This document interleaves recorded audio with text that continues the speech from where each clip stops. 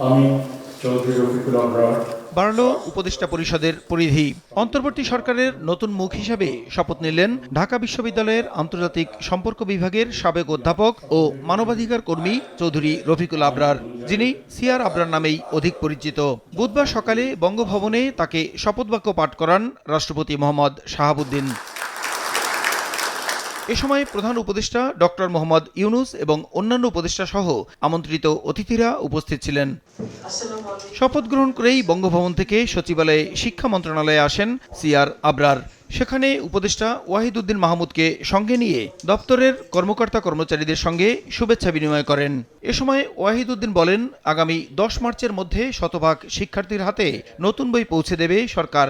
অনেক স্কুলে আসলে যত ছাত্র, তার থেকে বেশি ছাত্র দেখিয়ে চাহিদাটা করা হয়।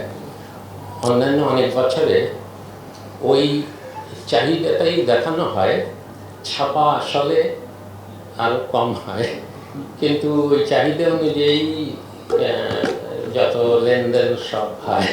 এখন যে সমস্যা হয়েছে সেটা হলো বিতরণের কিছু সমস্যা দেখা দিয়েছে। হয়তো মার্চের 10 তারিখে পর্যন্ত সব জায়গায় যাবে।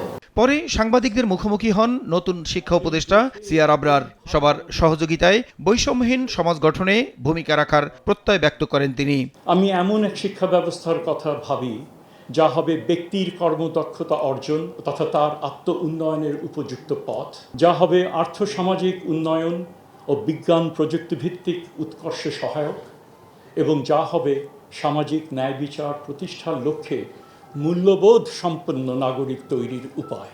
সমস্যা আছে, সমস্যা থাকবে, এবার আমি মনে করি আপনাদের সহযোগিতা নিয়ে আমরা অবশ্যই যে একটা গুরুদায়িত্ব, সেই গুরুদায়িত্ব আমরা পালন করব।